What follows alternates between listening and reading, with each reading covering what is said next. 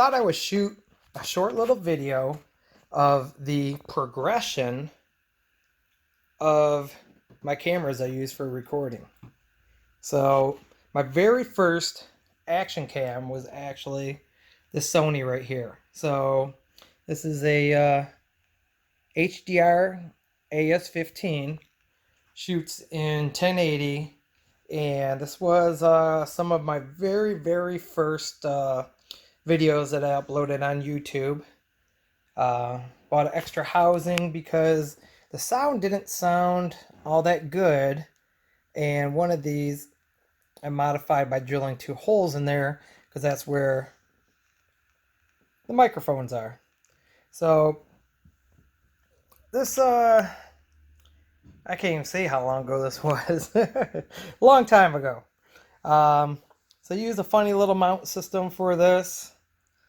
This one I used to mount on the top of my helmet. I was gonna say head.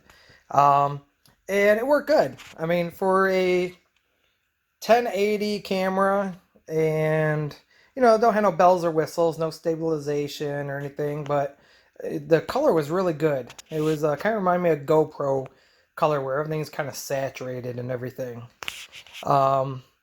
Come into hair scramble racing, I got me the Garmin Ultra 30, and that was a really nice camera. And I was almost going to go and get, at the time, a GoPro Hero 4 Silver. That was the contender between my choices. And the Garmin actually won me over with the video overlays that you can do with speed, temperature, just a whole bunch of different stuff. You've seen them in my videos. So same thing. I got 2 different cases. One case I modified for like an external mic or plugging in an external battery charger or battery unit so I could run the battery longer, which I ended up never really using, so I don't know, it's there. One thing I can suggest, if you're going to be doing videos like I do, get some extra batteries. I generally get, with this camera, I think it was maybe about an hour and 40 minutes to maybe possibly a max 2 hours. The only reason I'm going to say a max 2 hours because I actually got a couple finishes in 2017 of from start to finish race. And we generally race about 2 hours. At one point in time, I was going to up the video and add in a rear-facing camera on my helmet to basically kind of get people passing me or some type of action in the back. This is a GoPro Session. I think it might be a 3. I know it's not the more popular one. I got this at like a refurbished one on eBay for like, I think it's like about $120, $130. Whenever like the next model came out. So last year, so this is like 2017, 2018, 2019, I decided to go and get the Hero 7. The stabilization with the camera and the GoPro colors was I was kind of feeling it. And, I was like, ooh, I kind of like this. So same thing, get some extra batteries. One difference between these 2 cameras, since they're both, I think, about the same pricing. This by itself, I believe, is 100% waterproof up to a certain amount of feet. This by itself is not waterproof. That's why you have the case, and on the case is a backing door that you can take off.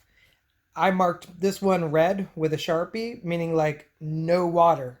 But I have another one that I marked blue, meaning, hey, you can get it wet. So, difference between these 2 cameras, which one do I prefer? Boy, oh boy. I really like the Garmin for the easeability of recording. All I do is flip the switch, it turns on and starts recording. I really like the overlays. This is my temperature sensor. I also have a heart rate monitor, and then all the other stuff is recorded inside the unit with the GPS and everything. GoPro, really like the stabilization inside of it, and I like the colors. So boy, oh boy, two really nice cameras. They both do a really good job. I think anyone would definitely be happier with either one. Let's go back a little bit of time. One of our fellow D14 racers had lost his camera and was asking me for some recommendations. And I went and said, well, you know what? The GoPro Hero 4 Silver Edition is still really, really nice.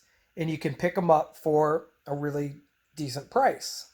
So I went and hopped on eBay and started looking. And here is a Hero 4 Black Edition, which is also really nice and will record a little bit better quality. And the microphone is supposed to be like great. I guess this is like a really popular combination with a lot of people. These Hero 4s, silver or black. So doing what I do best, I was originally going to buy one. I ended up going on eBay and buying each of these with accessories for, I think it was $100 to $120. I'm going to have to go through my history, and I'll pull it up and show you what I paid for each one of these. But I basically got brand new case with a whole bunch of backs, extra batteries. Like, they had these little bundle things. And what I think these cameras came from, because I bought these after the Hero 7, I think these are the trade-ins that people were trading in to get the $100 off of their new GoPro. So whether or not they would still be cheap, I don't know if it wasn't for that. But hey, I'm going to take it. I've unfortunately been really, really busy and have not done any recording or footage with these yet. I know in the very beginning, Kyle from the Dirt Bike channel was using a Hero 4 Silver Edition. I believe Booster was using a Hero 4 Silver Edition in most of his videos from a couple years ago. So I'll have to do some playing. I'm going to let you guys know, because for the pricing, you can't beat it.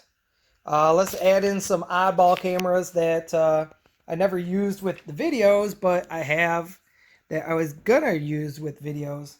This is a Samsung 360 camera, and I brought it to one race and just kind of walked around with it, but I never did anything else with it. And this one right here, this is the Insta360 1X.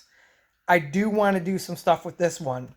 The biggest difference between this camera and this camera is with the 360 camera, you can virtually just look anywhere. And I kind of want to focus your attention on certain things.